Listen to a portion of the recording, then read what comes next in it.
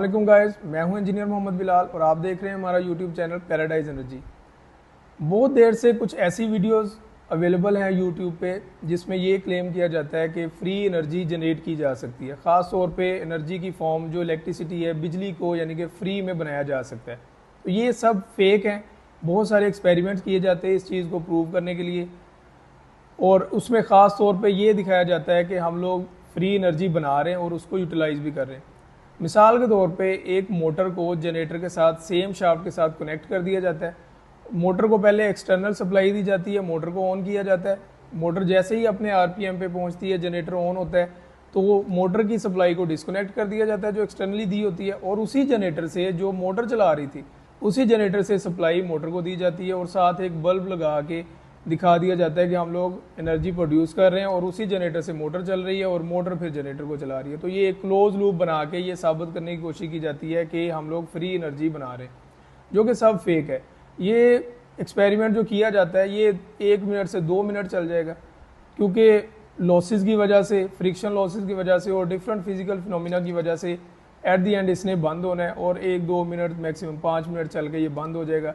और वो लोग सिर्फ इस एक्सपेरिमेंट को ग्लोरीफाई करते हैं कि हम लोग इस एनर्जी को क्लोज लूप में चला के सिस्टम को और फ्री एनर्जी बना रहे हैं। दुनिया में फ्री एनर्जी नाम की कोई चीज़ अवेलेबल नहीं है, और ख़ास तौर पे जो कुछ नेचुरल रिसोर्सेज ऐसे हैं जिनसे हम लोग एनर्जी हासिल करते हैं और वो भी टोटल फ्री नहीं है। मिसाल के तौर पे सूरज से हम लोग रोशनी को कन्वर्ट करते हैं इलेक्ट्रिसिटी में, तब भी हमें पीवी मॉड्यूल यूज़ करने पड़ते हैं जिन्हें हम लोग सोलर पैनल कहते हैं। और सोलर पैनल क्या कर रहे हैं कि रोशनी को, सूरज की रोशनी को कन्वर्ट करने में हमारी मदद कर रहे हैं इलेक्ट्रिसिटी में। तो आपको पता है कि जो सोलर सिस्टम लगाने का 10 किलोवाट का छोटा सा सिस्टम लगाने का भी जो खर्चा है वो तकरीबन 8 से 10 लाख रुपए है, जो अच्छा सिस्टम लगाया जाता है। इसी तरह अगर हमने विंड एनर्जी को इलेक्ट्रिसिटी में तब्दील करना है तो उसके लिए भी हमें विंड मिल या विंड टर्बाइन, जिसको आम लफ्ज़ों में कहते हैं, वो यूज़ करनी पड़ती है। और आपको पता है कि वो अगर हम लोग 500 वाट या 1 किलोवाट की टर्बाइन लेंगे तो 2 से 4 लाख के दरमियान उसकी कॉस्ट है, और वो हर जगह यूज़ भी नहीं की जा सकती। वो सिर्फ कोस्टल एरियाज़ में जहाँ पे विंड मिल चल सकती है हवा के प्रेशर से, वहाँ यूज़ की जाती है। तो ये कोई भी एनर्जी अगर हमें नेचुरली अवेलेबल है तो उसको हमें यूटिलाइज़ करने के लिए भी एक इन्वेस्टमेंट करनी पड़ती है।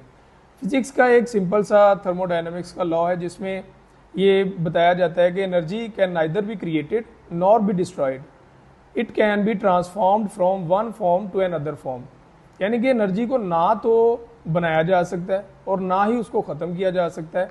हाँ, एनर्जी को एक फॉर्म से दूसरी फॉर्म में तब्दील किया जा सकता है। जैसे कि पहले मैंने बताया कि जो लाइट एनर्जी हमारे पास अवेलेबल है सन की, सूरज की, उसको हम कन्वर्ट कर देते हैं इलेक्ट्रिसिटी में फोटोवोल्टिक सेल यानी कि सोलर पैनल यूज़ करके। और इसी तरह जो विंड एनर्जी है हमारे पास, उसको हम इलेक्ट्रिसिटी में कन्वर्ट कर देते हैं विंड मिल यूज़ करके। यानी कि एनर्जी की एक फॉर्म हमारे पास अवेलेबल थी लाइट एनर्जी की फॉर्म में और विंड एनर्जी की फॉर्म में, उसको हमने एक गैजेट यूज़ करके कन्वर्ट कर दिया इलेक्ट्रिसिटी में। और उसका भी अगर हम लोग लॉसेस की बात करें तो जो हमारे पैनल, सोलर पैनल अभी अवेलेबल हैं वो 26% की एफिशिएंसी उनकी, यानी कि सपोज अगर लाइट एनर्जी में 100 वाट अवेलेबल है, आम लफ्ज़ों में मैं आपको समझा रहा हूँ, तो हमें जब सोलर पैनल कन्वर्ट करके देगा वो सिर्फ 26 वाट कन्वर्ट करके देगा। तो इसी तरह विंड मिल का भी यही प्रोसेस है। तो कोई भी चीज़ जो दुनिया में अवेलेबल है तो उसको अगर हमने काबिल इस्तेमाल बनाना है तो उस पर भी इन्वेस्टमेंट करनी पड़ती है। तो एनर्जी किस तरह हम लोग फ्री में बना सकते हैं? कोई भी चीज़ दुनिया में हासिल करनी है तो उसके लिए एफर्ट ज़रूरी है, वो चाहे एनर्जी ही क्यों ना हो। तो इन सारी वीडियोज़ को इग्नोर करें, और क्योंकि कोई भी जो एनर्जी है वो फ्री में बनाई नहीं जा सकती। अंटिल द नेक्स्ट टाइम, अल्लाह हाफिज़।